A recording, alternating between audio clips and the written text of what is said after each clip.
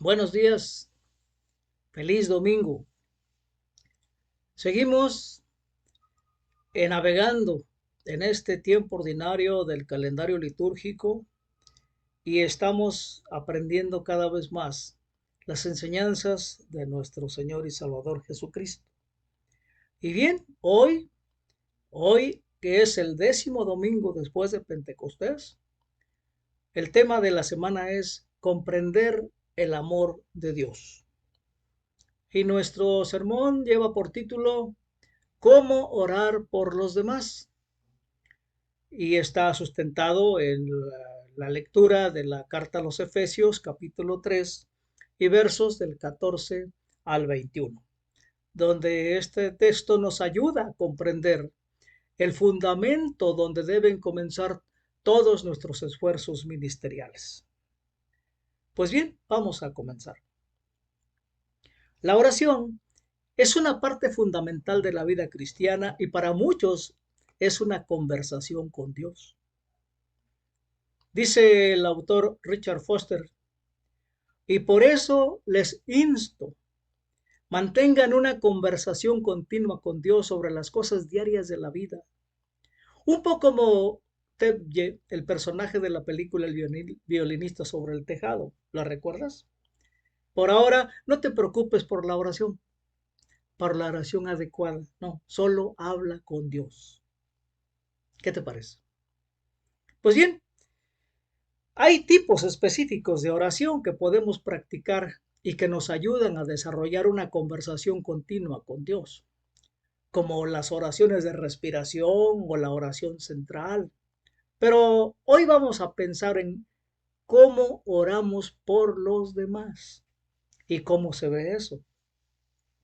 Primero, vamos a ver algunos problemas comunes que pueden sabotear nuestras oraciones por los demás y luego consideraremos una perspectiva fundamental más amplia basada en el texto de nuestro sermón.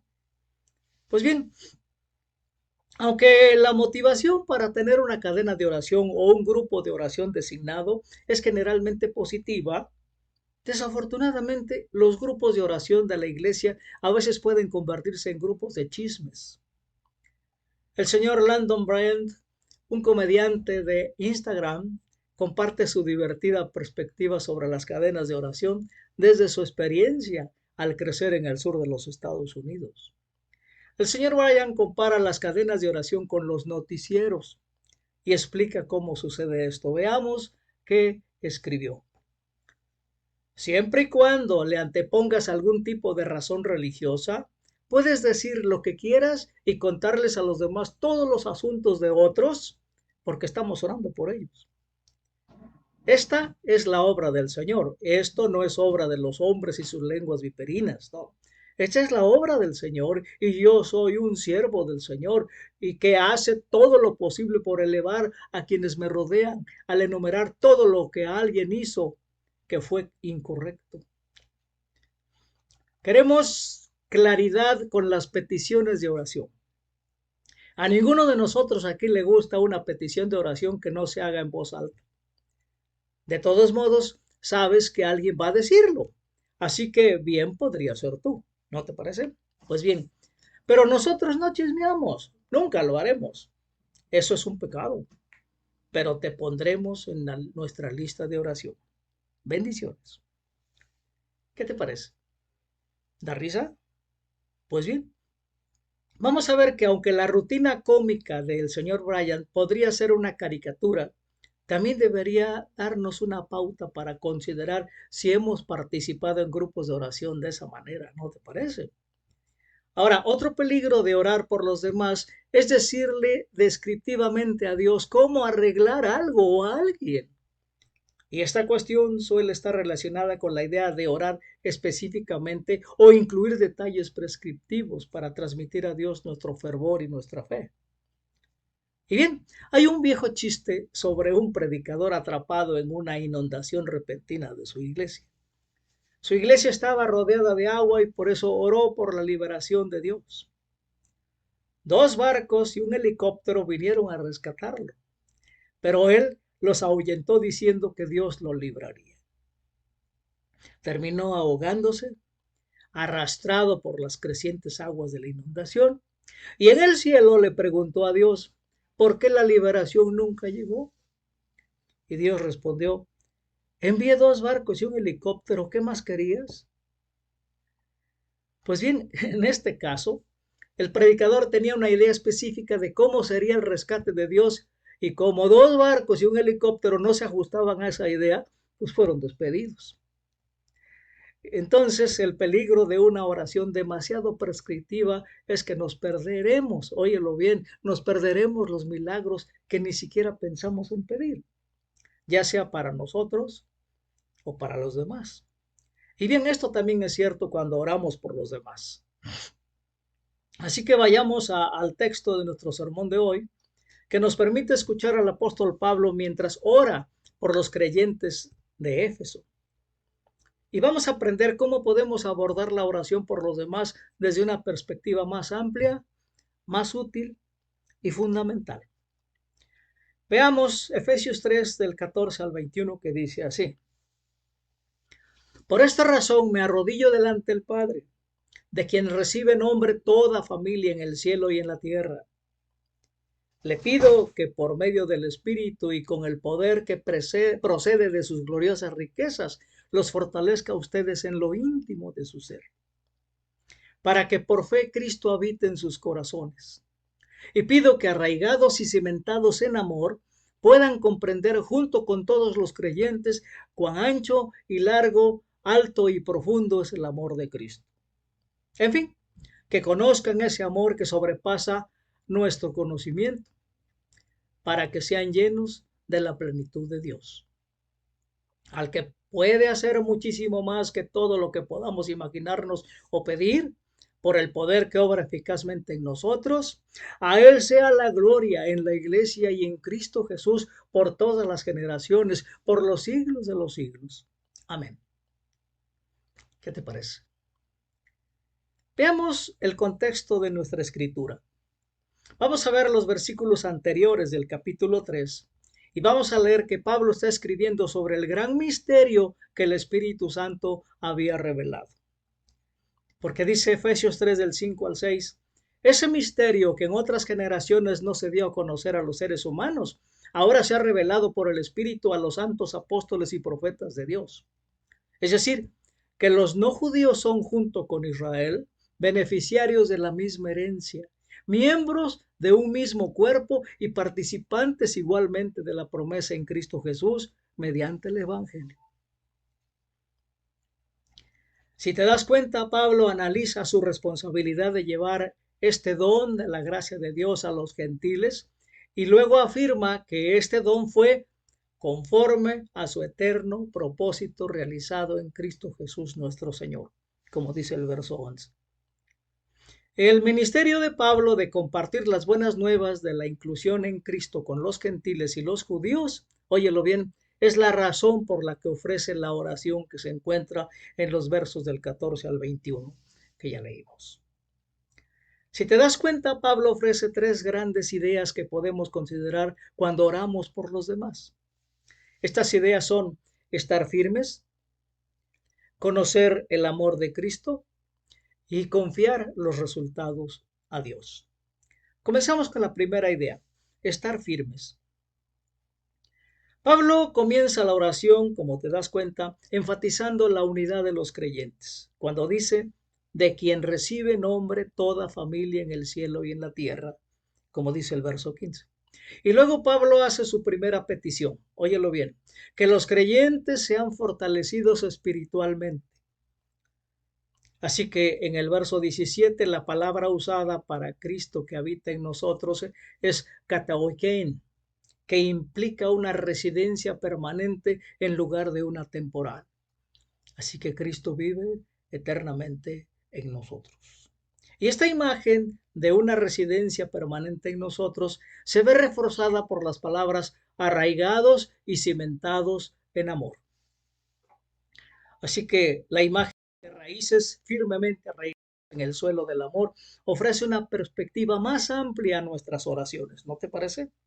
Y en lugar de orar para que alguien cambie un comportamiento que consideramos ofensivo y que a menudo es subjetivo y relativo, podemos orar para que su alimento y estabilidad espiritual provengan del amor de Dios.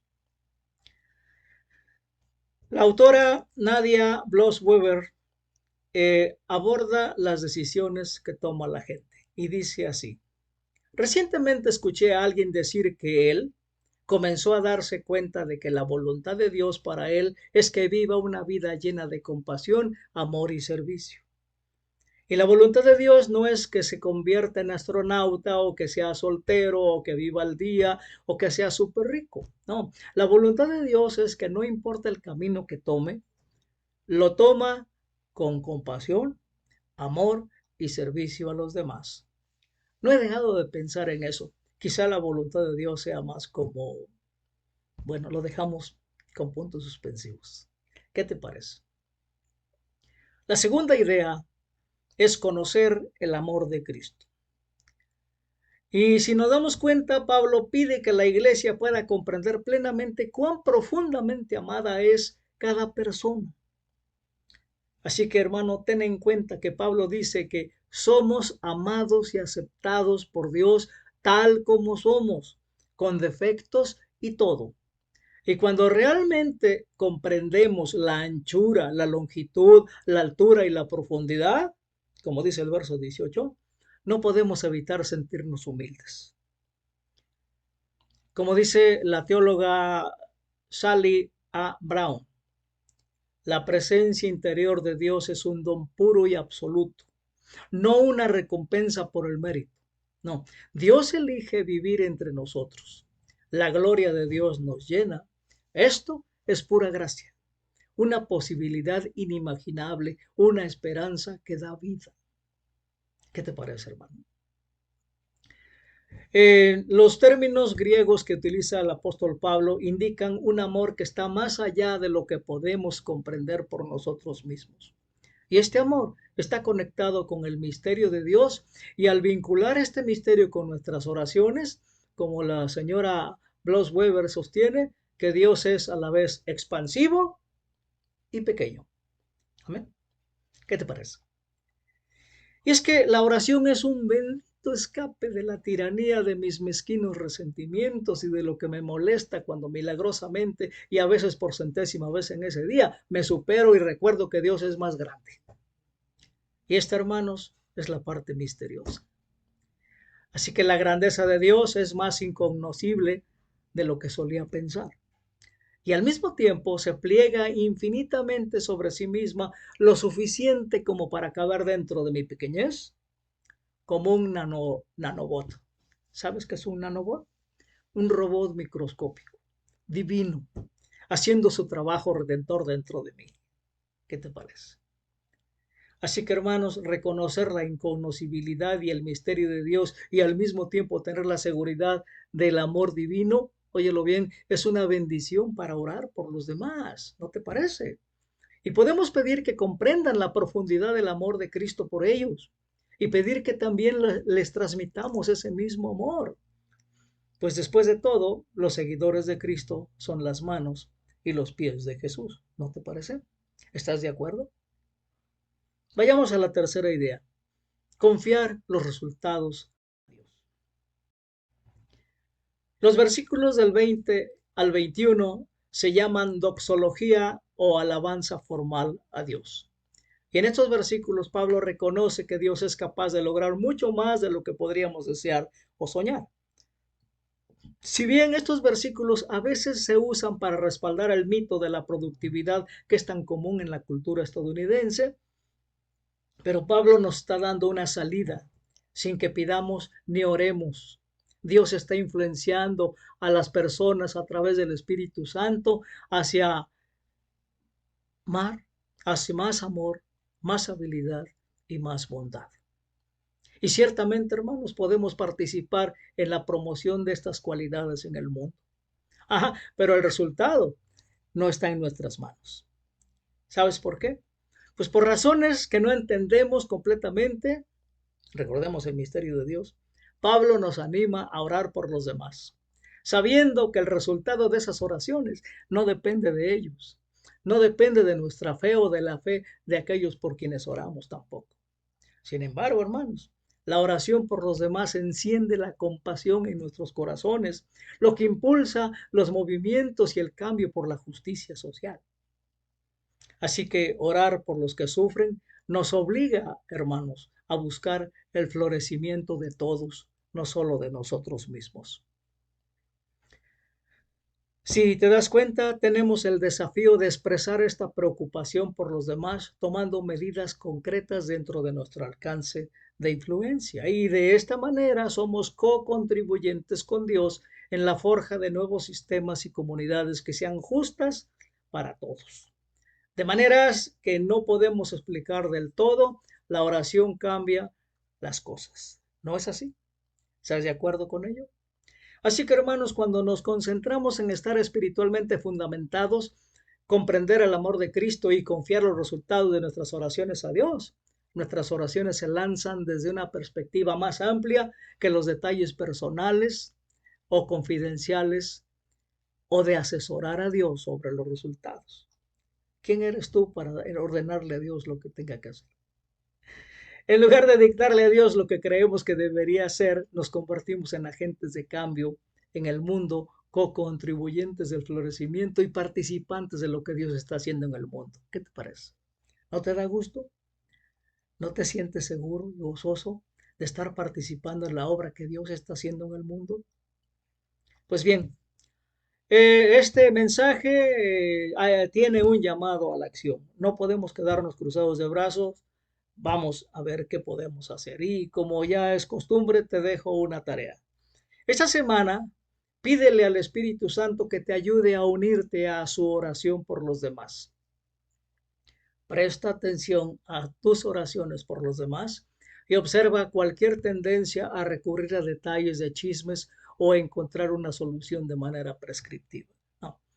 Si te das cuenta, intenta replantear esas oraciones para pedir una base espiritual, una conciencia del profundo amor divino y la respuesta más compasiva de su parte hacia esa persona por la que estás orando. Y pídele a Dios que te ayude a ver y amar a los demás como Él los ama. ¿No te parece? Amén. Demos gracias. Bendito Dios, te damos gracias. Gracias por este mensaje que nos enseña cómo debemos orar por los demás. ¿Acaso no has orado por las demás personas? A lo mejor has pedido en especial por alguna enfermedad, por alguna situación difícil, pero como el apóstol Pablo, ¿por qué no pedimos a Dios que ayude a los demás a tener más comprensión, a tener más recepción del Espíritu Santo, a, a ver qué es lo que Dios anhela para ti y para los demás? Y ponlos en sus manos y que tu voluntad se haga y la voluntad de Dios se haga también en ellos. En el nombre de Jesús. Amén.